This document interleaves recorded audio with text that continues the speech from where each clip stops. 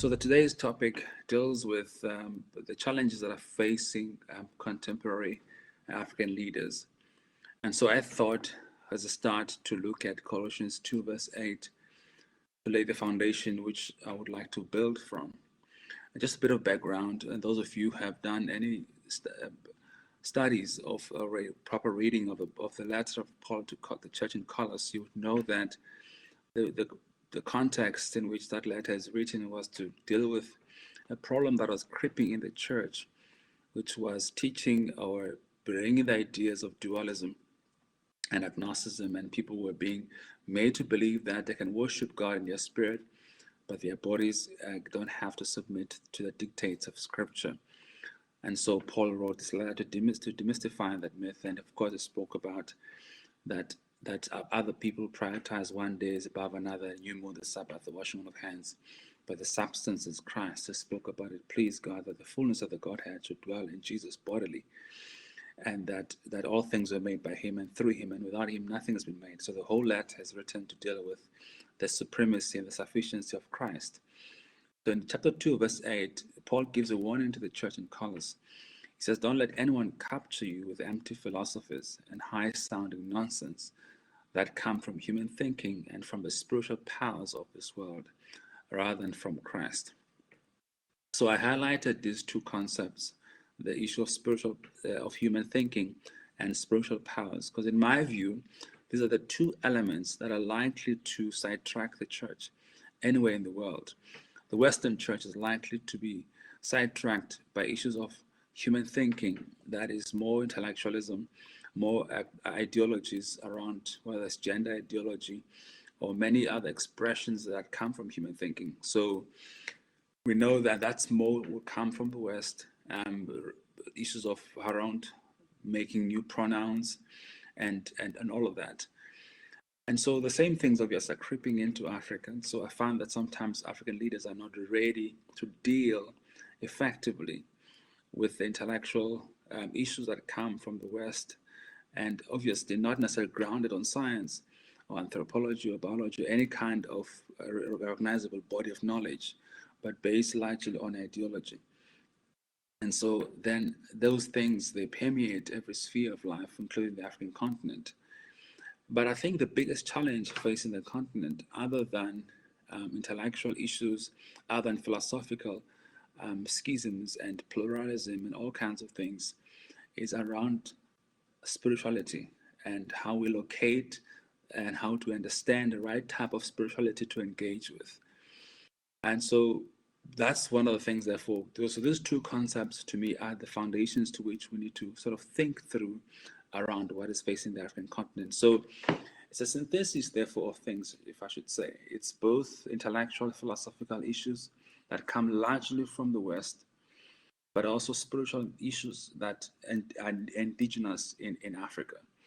And so you have a collision of those two things that face African leaders. I'm facing constantly now, increasingly, people who are young people, especially university students, who are skeptical of Christianity and were asking questions that their peers are not equipped to deal with because of, I suppose, the lack of proper discipleship and training and apologetics and critical thinking skills.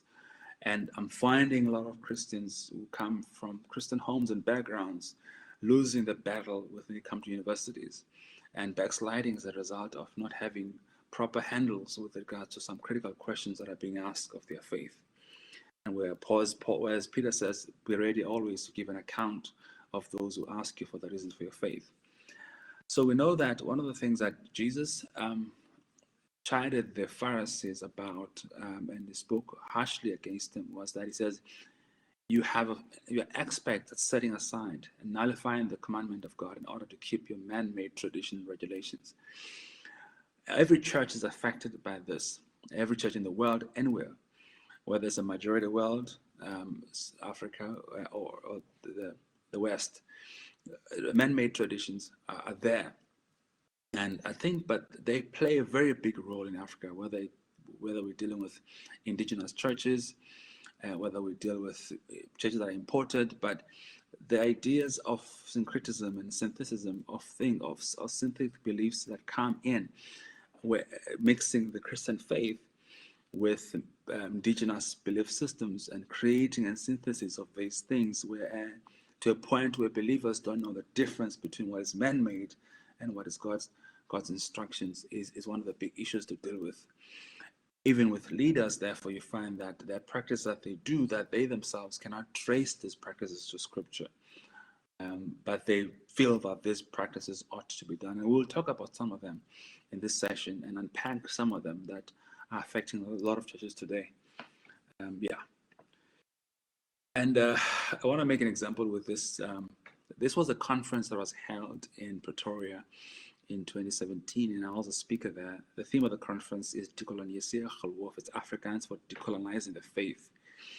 So after I spoke, one gentleman, an African gentleman, stood up and then highlighted and said that we Afrikaners, as a matter of fact, he said that we Afrikaners have a covenant with God.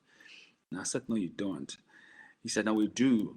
And he spoke about their forefathers having moved from Europe and to Africa because of being persecuted as Christians. And obviously I had to highlight to him that regardless of how accurate that history is, it has nothing to do with each person's commitment to God. It's not inherited. It's not generational. It's personal. Everyone makes a choice for Christ. So I highlighted the fact that no one is born a Christian. We all become Christians by converting to Christ and making a decision, each of us individually. We don't inherit that from our parents. But I was quite amazed at the sense of superiority that he operated under, that just being African, it gives him some sense of superior relationship with God compared to those who were not African. So I had to highlight and point out to him that in the Bible, there's basically the two groups of people that we see mentioned. It's the Jews and the Gentiles. And I said to him, both of you and I are both Gentiles. You just think you're a better Gentile than me, but there's no such a thing as a special place for Afrikaners in God's eyes. So why I highlight this, I make this point, is that some of you probably have heard the statements of Africa being over-evangelized but under-discipled. And so you have a lot of people, whenever they talk about South Africa being a majority Christian country, 70% or 80%, whatever number you would want to settle for. End of the day, in real terms, we don't have Christians at that number. We just have people who tick the box of Christian whenever demographic forms are sent out by Stats SA or some other social organization or does that social studies or all that, or social impact and such things. So. And people just take Christians because they're not Muslim. So although they've been to church or they've been Christian as babies and all that. And so we don't have majority Christian country. That's just a myth. And we have people who sort of are nominal Christians or those who associate with Christianity because they're not associated with other religions. So, and then because of that, they think that Christianity is simply passed down from one generation to the next. So that's another issue we have to deal with in that. We have less of a focus on discipleship and true conversions, and people understanding that to be Christian means what? What does it mean? And as a consequence of that, one of the challenges we face is when we teach on this subject. I always want to highlight to people. Some of you have heard this concept of a culture iceberg. When you try and unpack the questions around culture, I've explained culture in the form of an iceberg. You probably watched the movie The Titanic, a 3-hour movie that dealt with this ship that was made in England. And they said that the ship is unsinkable. And of course, it sank after it hit an iceberg. An iceberg is this block of ice that sits on the ocean, but only a small part of it is protruding above the waters. And about 5 to 10% of it, they say culture is like that. Culture is only 5 to 10% of culture is visible, is observable, is explicit, is conscious and taught. That's the what people do. But there is a part of culture that is invisible, that deals with the why people do what they do. Those are aspects that are intangible, that are not observable. And so, therefore, when we sort of unpack this to people, we sort of try and show that it's not so much that what people do. I mean, obviously, every one of us is doing something in the name of culture, but we're born into culture, we're not born with culture. Culture is behavioral, not biologic. It's generational, not genetic. So there's no culture in my genes. There's no culture in who I am as a person. I mean, but I inherit culture. I inherit a way of life. And I'm not saying this to judge culture. I'm just saying it to position it. That it's not something that is essential for human survival. We don't need culture for human survival. We need culture for social interaction. And so, but it plays a big role in defining how people relate with God. But the important thing is the why. Why do people do what they do? So we ask that question all the time. So you do this, yeah, we see it. I see that you greet this way. I see that you've got these facial gestures or these cues when you speak, when you engage with people. I see that. I see the what. I just want to know the why of what and why you do what you do.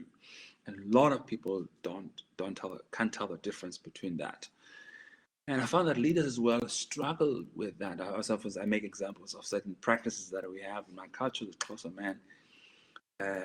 One of them is that you have a leader, a church leader who leads people in a procession during a funeral and to do certain things. They can walk before a coffin and recite certain words.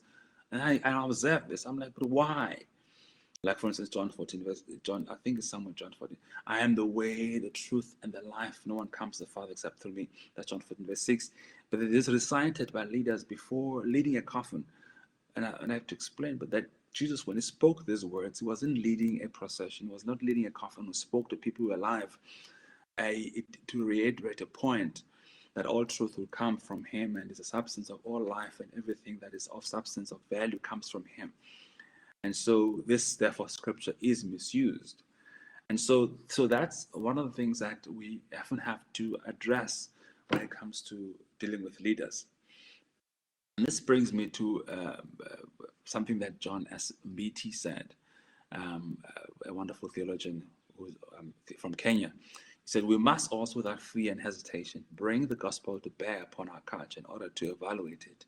Because our culture is created by man, and because man is sinful, whatever he creates, however beautiful, however great, however cultivated it might be, it nevertheless bears the imprint of human sinfulness, which only the gospel is equipped to exercise and disarm. That's very important. So what culture does, it deals with behaviors of people, but that gospel deals with motives.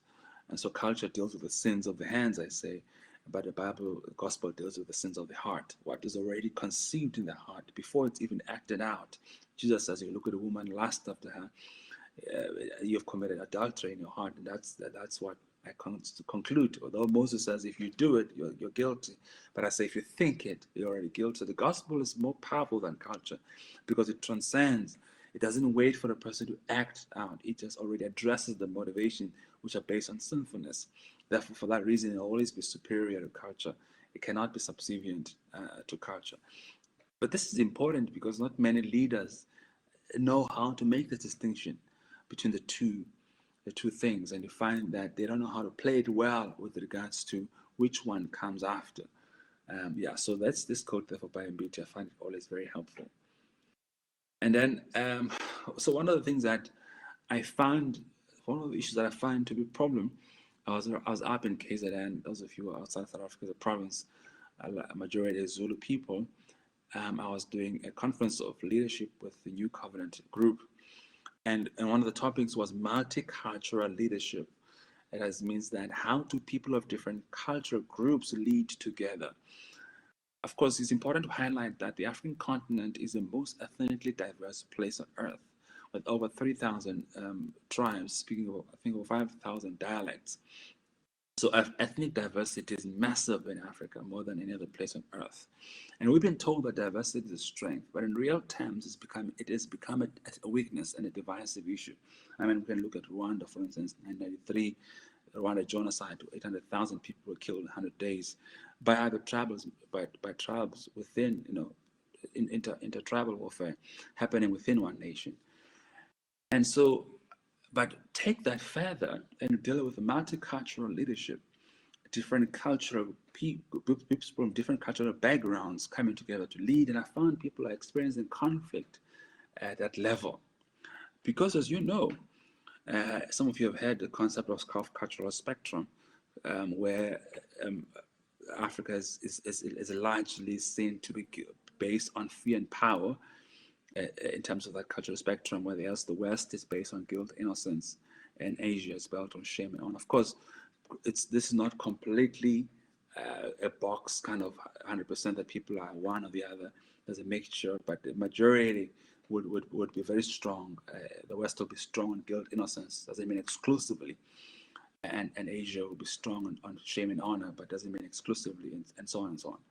So fear and power, therefore, will be the dominant factor in the African continent. And that's why you also see this in how leaders lead.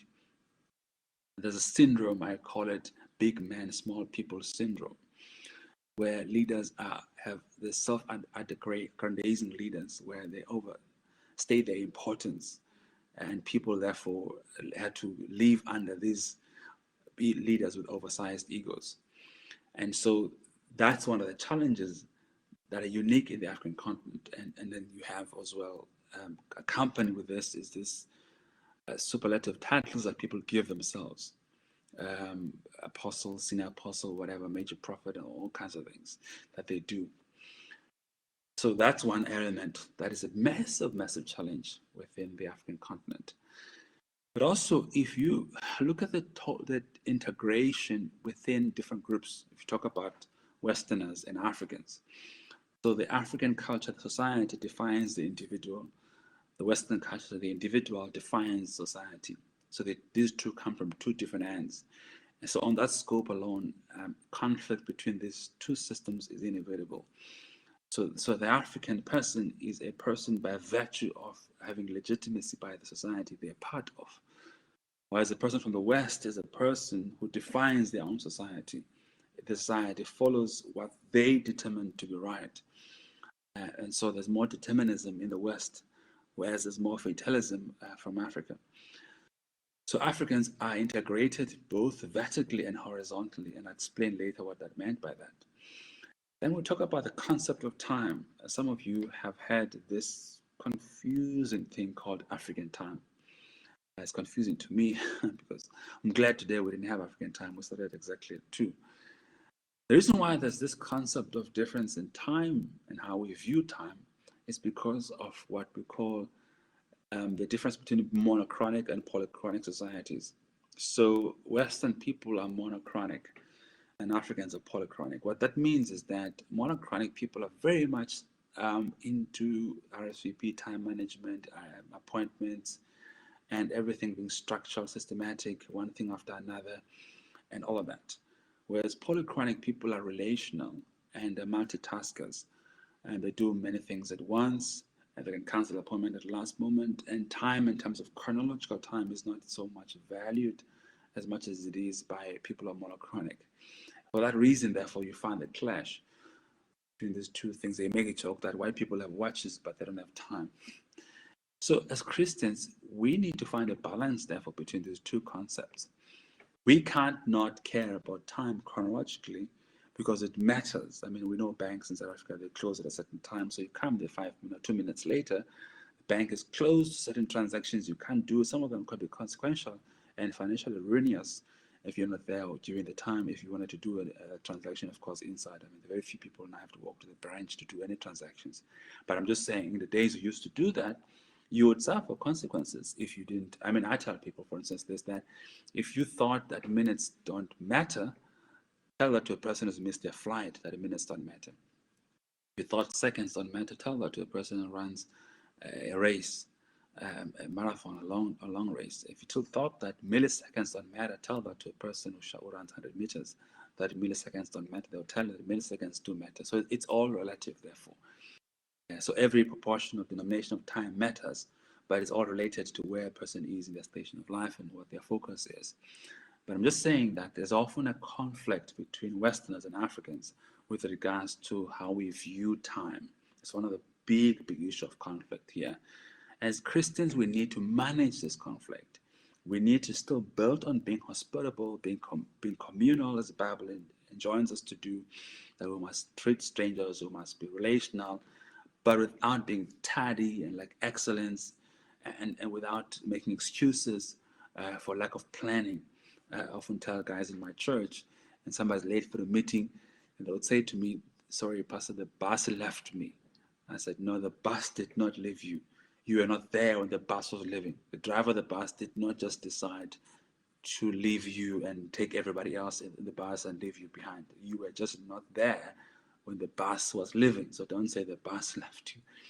You were not there on time when the bus left." So that's the proper way of putting it. And then there's also issues of life philosophy. And so that's where you see a conflict between fatalism and determinism. And so one of the things about Africans that needs to be addressed is fatalism. A fatalistic worldview makes people lose, or makes people think that they have no control over what happens in their lives. So therefore they lose a sense of urgency to resolve life or to participate in their own development. So they have a tendency to depend on others. So that's very big and that's very consequential. So individualistic communities, although we know there's so many problems with individualism, we know there are issues around exploitation of the environment in terms of pollution. Extractive industries are very guilty of this. And so we know that profits before people, all kinds of toxic issues around capitalism. We can talk about a number of issues.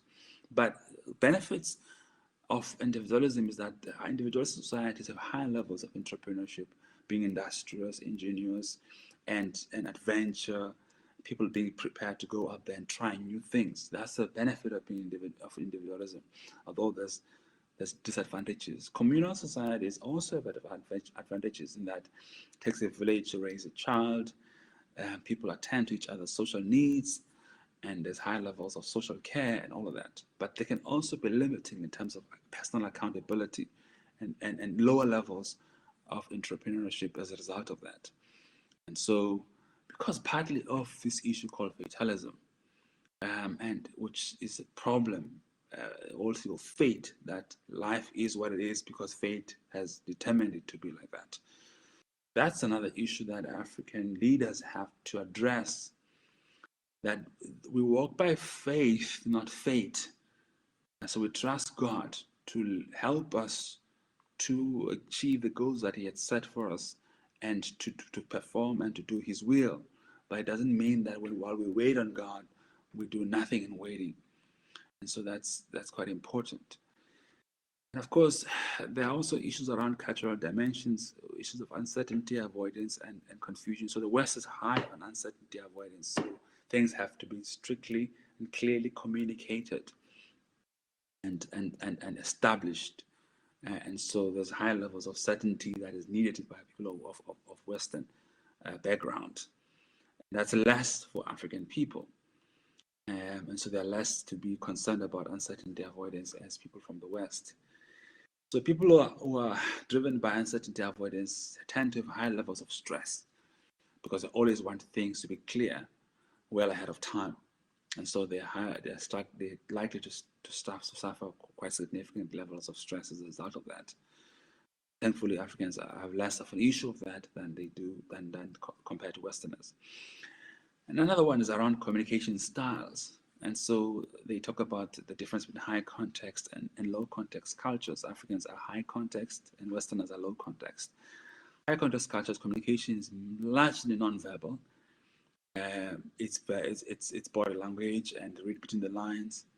And so therefore, the Westerners is different. There's specificity that is always focused on, and all things are written down and reduced into writing, and all of that. And so less of an issue in Africa. So and so you struggle sometimes to know whether we've agreed or not. I'm an example of a young man who went to Germany from our church on an exchange program, and so he was chatting to the host there, the lady who was hosting him. So she's asking and inviting him to a hike that the family is going to do in Germany. As typical of an African, he nods when she speaks. So he speaks and he's nodding. And so she considers that to be an agreement or consent, enthusiastic agreement to the hike. And then the day of the hike comes, he's not keen. So she's like, but you agreed to come to the hike. And you know that Africans struggle to disagree or to show dissent, and therefore they tend to be sort of kindness, not to show that they do not agree with something. Whereas in the West, it's very clear. When somebody disagrees with something, they make that very clear. They verbalize that. Because that's a lot of context culture. So they are more specific around issues, whether they will do something or they won't do it. Whereas Africans are more ambiguous. And that's one of the issues, therefore, I think are challenging for us as leaders. Moving on. So just a graphic around individualism and collectivism. So an important quote here by Gert Hofstede, I think is Dutch, on a book called Cultural Consequences. It says people in collectivist societies are integrated not only horizontally, but also vertically. They stay in close contact with their parents, grandparents, and other elders as long as these are alive. They expect their offspring and other juniors to maintain close contact with them. But vertical integration extends beyond the grave. The collectivist family honors the memories of deceased ancestors and cares for their graves. So that's the last part is very, very important. So Africans can actually get to a place where they sabotage their own success in order for them to keep family relations. So the priority that is placed on family relations sometimes could be detrimental to a person's own personal success. So that's one of the things that leaders have to know how to navigate. That's why we have that normal tax that people pay to South African Revenue Service, but also what is termed the black tax, which is unique for black people who they pay to support their children, their parents, and also their siblings may still be in school. And so the one who succeeds in an African family has a responsibility to support the family until other people also succeed. That in itself is not wrong, but it's the extent to which people are obligated to that. And also then the issue of animism and the veneration of the dead, which is a big deal. So people are integrated as well to vertical integration. So there's always an issue of one avoiding to do anything that seemed to dishonor the memory of the dead, even if what the dead did was wrong. So as a result, I term culture people being governed by dead people. So I call culture you and I being governed by dead people, because we don't start culture, we only follow it. So those who start the culture rule those who follow it. They rule from the grave. And so you find a lot of Africans, therefore, have to deal with that, have to deal with what God is doing in their lives, but what their family has given them as an inheritance in terms of beliefs, and how to work around that. And that's big. And that leads us to a number of issues. I'll pass this for the sake of time. Some of you see this is our former president, President Jacob Zuma. I'm focusing largely on what is around his wrist, which you will see that everywhere he appears in public, there is what is called his pandla, this animal skin that is tied around his wrist. I had a school center in South Africa that they took this thing banned from a child, grade 12 child. It's a Christian school. So they felt they're entitled to take it out, and they did. When they did that, the parents of the grade 12 learner sued them for 300,000. So they faced a court case, a civil court case, where they had to defend themselves against a suit of 300,000. I had to help the advocate who was deposing of an affidavit to be a witness and to highlight certain important factors to use as defense. The parents of their child said in their claim that they are still Christians, and what they are doing is cultural, and the school is discriminating against them on the basis of their culture. So they delinked religion from culture. So we are Christians, this is part of our culture. So I had to help the advocate to show that Africans don't have such a separation. African spirituality and African culture are combined so closely that it's difficult to tell the two apart. And so people do a certain thing in the name of culture, but essentially that is actually religion hiding under culture. That's what we see with our deputy president here. He will call it Zulu culture, but essentially it's part of African spirituality. But it's because it's so closely aligned to culture that the two are so difficult to tell the two apart. So obviously there's superstition attached to this. There's a belief system around it. And the belief is that that thing around his waist must fall off by itself.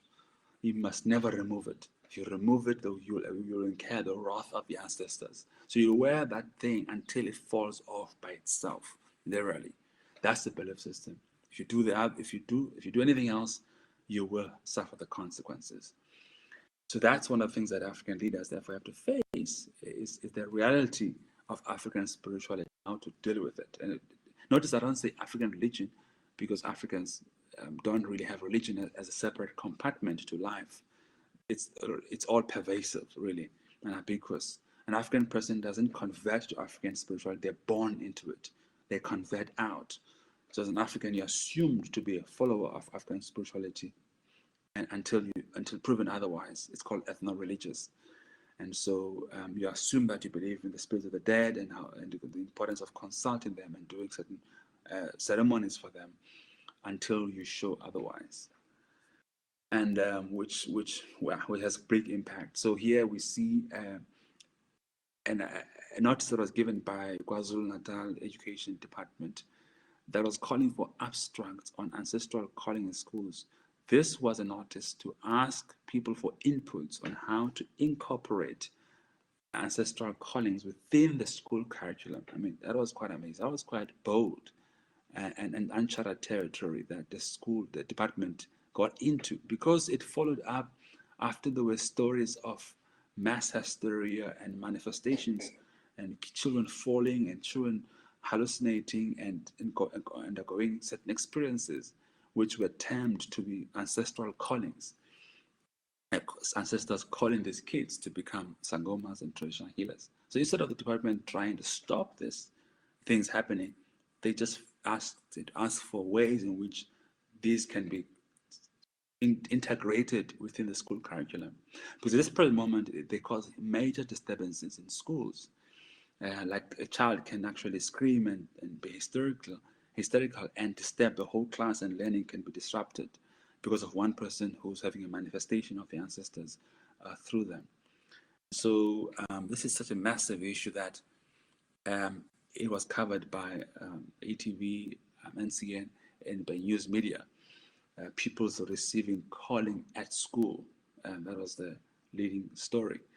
So just to sit on this, because I think it's quite important. It's growing fervently right now in South Africa, and I'm finding that a lot of leaders don't really know how to deal with it. And so, I mean, theologically, we have, in theory, at least, that the idea that Christians cannot be possessed with demons. And so I've held this for a long time, this belief. But lately, I've had to question that because of experience. So my theology was saying this cannot happen, but my experience is telling me something else. We are finding manifestations that are happening among Christians. And we're like, what exactly is going on? So we're realizing that because of lack of proper discipleship, as I've mentioned, Christian believers are moving back. It's like back and forth. So they are periodically partaking of certain practices in the name of honoring their families. And those practices are opening them up to certain spiritualities and things that now are a hindrance to their growth in the Lord. And so that's becoming an issue now, increasingly we're facing. And also, I think one of the things that is important that I also need to highlight is this. African spirituality or stroke African religion is not based on the worship of God, although some people think it is. God exists, but largely as an abstract idea. It's known as an absentee deity. He's there in idea, but not in practice. So people don't worship God. They just believe in a supreme being. But they also believe that this same being lacks communicative competence and definitive personality traits. He has no will of his own. As a result of that, people believe that you need to be interacting with the spirits of the dead, because they are the ones who then talk to God, who prefers not to talk to his people. Apparently, God prefers to be exiled and to be absent, and only the dead people can then be the mediation between the two, the living and God. And so African spirituality, therefore, is based on how to maximize fortune and how to minimize misfortune.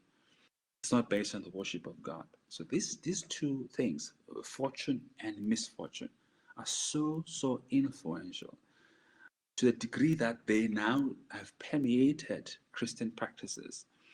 Now, what you find, people who are Christians from a certain cultural background still being driven not with the idea of serving and worshiping and committing your lives to God, but of looking for fortune, but now using the Christianity as the mechanism, the vehicle to achieve the same goals that they've actually received in African spirituality, which is fortune and running from misfortune.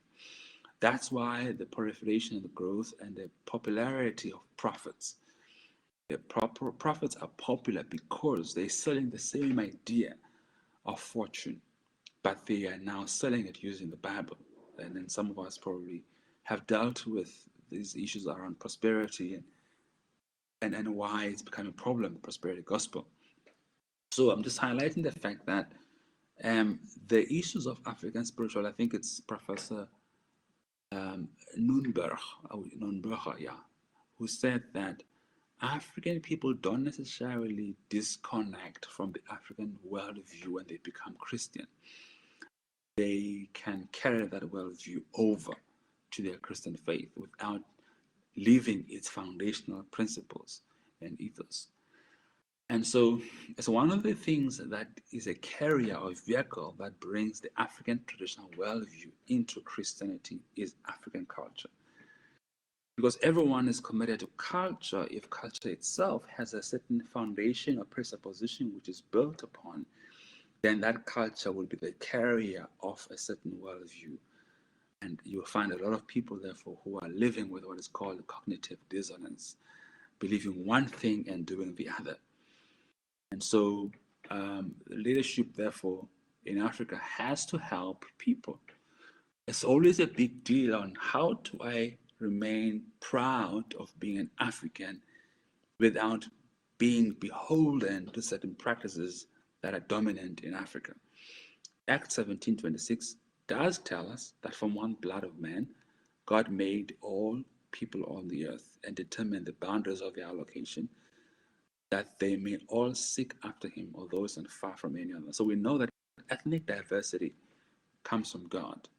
But God did not make ethnic diversity so that every nation on earth will have its own regional deity or would have some kind of regionalized theology. That was not the reason why God made ethnic diversity. He said they may all seek after him, although it's not far from every one of them. So just highlighting the fact that the key challenge facing African leaders today is to help people to delink African culture from African spirituality, embrace good elements of the culture and disown bad elements and elements that are detrimental to the gospel of Jesus Christ. So that is a key aspect that African leaders are facing, and I find that not many of them know how to navigate this. Another point that African leaders, unique in Africa, is a high level of absentee fathers. And how does it impact the gospel? So only 28 to 35% of black people are raised by their fathers.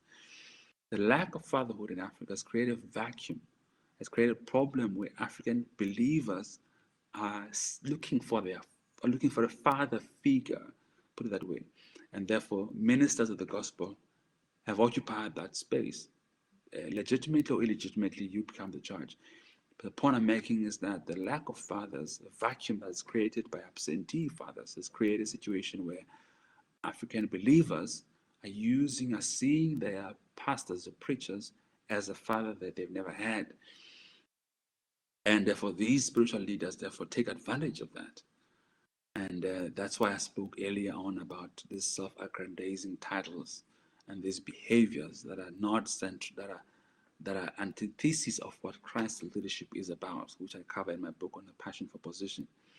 So these are kind of things that African leaders are facing. Of course, one of the last ones I think I also need to highlight, which I think that's why we have SARTS and other organizations, the low level of biblical literacy in Africa. because we have many Bibles in our homes, most of us, multiple versions, but I think we read them far less than any other generation before us. And the fact that African leaders are they're very unlikely to want to pursue theological studies of any kind. They believe that the anointing or some kind of subjective experience of the Holy Spirit is sufficient to legitimize their calling. And the Bible schools are a hindrance, or they delay in the sense of urgency they have to pursue their calling.